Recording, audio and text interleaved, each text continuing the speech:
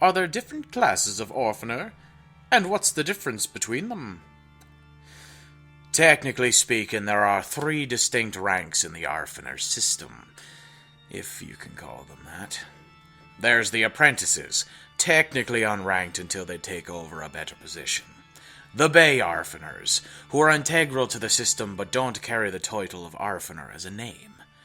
And there is the titular Orphaner, who represents the organization as a whole. Note the capitalization on the last one, marking it as an official title.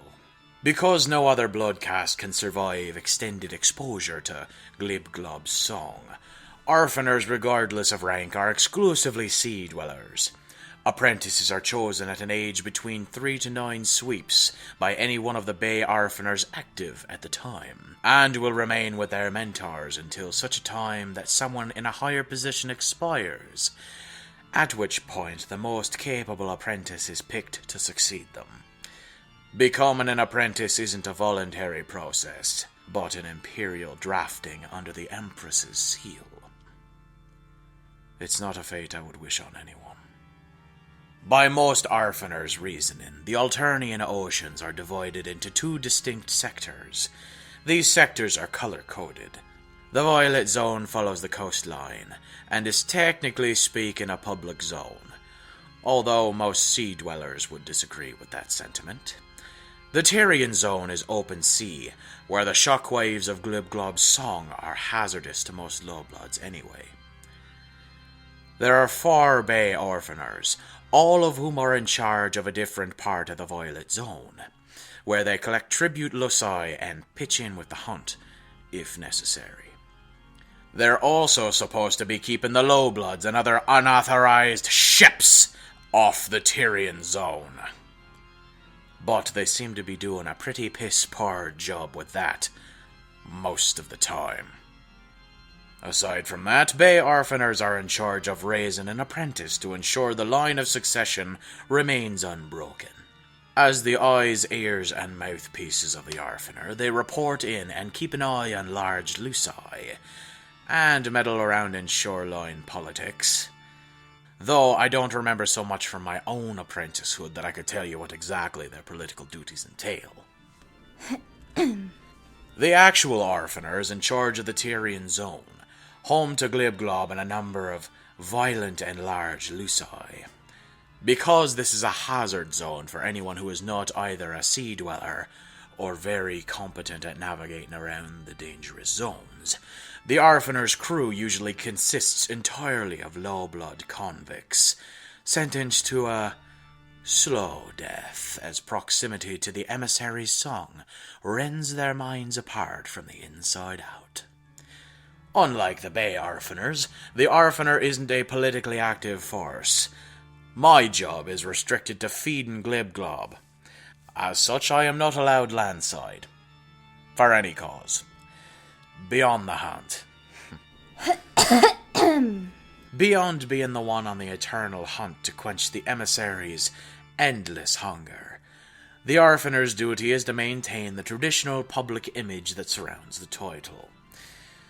Mostly that means we are discouraged from seeking to form romantic or friendly bonds with others. Though it's hardly illegal. This is done in order to perpetuate the myth that we are somehow more brutal, violent, and capable than any other troll. My apologies for interrupting this absolutely fascinating tale, but while the information given above might be accurate to the timeline Cronus Alternate is most familiar with, I simply must point out that thanks to certain rather humorless transgressions we are all no doubt more than aware of, he can only supply us with a certain portion of the explanation the question asked warrants. In short, the information given above is incredibly outdated and almost entirely irrelevant to the culture of the Alternia the readers know from centuries later. To that end, allow me to explain to you in some more detail the system of the Orphaners, as they were in between the Alternia of my Alternate's journal and the Alternia that you are familiar with from my Dancester's tale. Beginning with what might have been the most drastic reform the Alternian Empire saw in its entire duration, the law forbidding any troll past their youth sweeps from staying on Alternia enacted after Rufio's Alternate's rebellion failed. Only those deemed absolutely necessary to maintaining relative peace and control over Alternia were allowed to remain, small numbers of adults on a children's planet. Obviously, one such group was the Jade Bloods, left to take care of the caverns where the mother grubs brood. And of course, there were the Orphaners, left to feed the beast. To anchor the new system in place, the Imperial drones were introduced, taking over a number of previously troll-run tasks and enforcing a new, much more controlled regime to ensure their Empress continued domination. While the Orphaners became a one-man operation, getting rid of both the political aspects of the job as well as the Bay Orphaner subgroup in its entirety, only the hunting aspect of their duties remained. The fearsome spike silhouette meant to strike fear into the hearts of Alternia's people, which was traditionally linked to Orphaners and their brutal, terrifying ways, was translated to the shape of the Empress's new status symbols, her Imperial drones. Left without their fear-mongering ways, Orphaners became less prominent and more secretive, until their kind eventually faded into obscurity, almost like they never existed at all. There were even attempts to replace the Orphaners entirely, like so many jobs had perished after the technological revolution that was the introduction of the drones. Creating a drone to take care of the Empress's luces sounded like a simple solution to a large problem. But Glubgalib, already less than pleased with her charge's insistence to travel far away, disagreed with this sentiment, bellowing her distaste at being reduced to just an obligation, releasing a shockwave large enough to eradicate a large portion of the population. And so, the Orphaners remained. One of the largest differences after the reform was that, where once the less important Bay Orphaners were left in charge of training the next generation, now the Orphaner in charge would need to take that job upon themselves as well. Allowed to pick any violet-blooded children they deemed suitable, these New Age Orphaners raised their apprentices as subservient assistants, rather than disposable side jobs.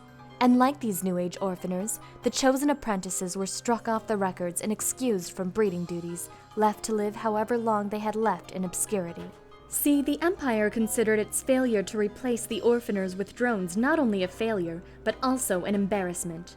When a planet-side Orphaner died without a suitable successor ready to take over, the solution was to, instead, send a disgraced war general back to take over. Yes, Your Being an Majesty. Orphaner, once a source of pride for anyone bearing the title, became a source of shame.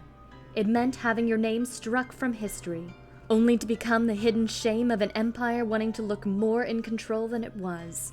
While the title Orphaner faded into the history modules as a relic of times long past, the living, breathing Orphaners became shadow operatives, working in obscurity to keep the emissary of the Horan Terrors silent, while also staying out of sight of Alternia's inhabitants. It was deemed better that the people would question how Glubgalib got her food, but were left without answers, than to have them know their fate was not only in the hands of their monarch's whims, but also at the mercy of the skill level of a few lone, disgraced sea-dwellers lurking in the shadows. But even for these disgraced Orphaners, there was a light at the end of the tunnel, because a troll learned and raised an Orphaner made a better candidate and more reliable worker than a bitter convict. By serving long enough and raising a good, strong successor, these Violet Bloods were promised a good, stable position in the army, should they live long enough to claim it. Most likely, many of them never even reached the realization that the Empire only profited from this arrangement, obtaining trained fighters for the army out of their ambition. One thing that is interesting to note is while the apprentices in the new age of Orphaners were still hand-picked by their mentors, there were certain qualities that had some youngsters stand out as more suitable candidates, with the most notable trait of all being their ability to kill Luci. By which I mean to say that for one Orphaner Dulskar's young descendant, Alternia's demise at the hands of Suburb's machinations might have been nothing less than a blessing in disguise. And while I have my doubts the boy himself was aware of the fate his violent hobby might have bestowed upon him, I suspect that Mina's ancestor, every bit as benevolent but devious as her before-and counterpart, had no qualms withholding the existence of the old order he coveted so in order to keep him focused on his hunting games with Vriska and leave him to his illusions of being more necessary than he really was. And really, who can blame her wanting to keep a lid on his genocidal tendencies? Of course, that is all mere speculation. Eridan's possible fate is of no consequence anymore. Blah blah blah blah blah blah blah blah blah, world building blah blah blah blah blah blah blah, long exposition blah blah blah blah blah blah blah blah.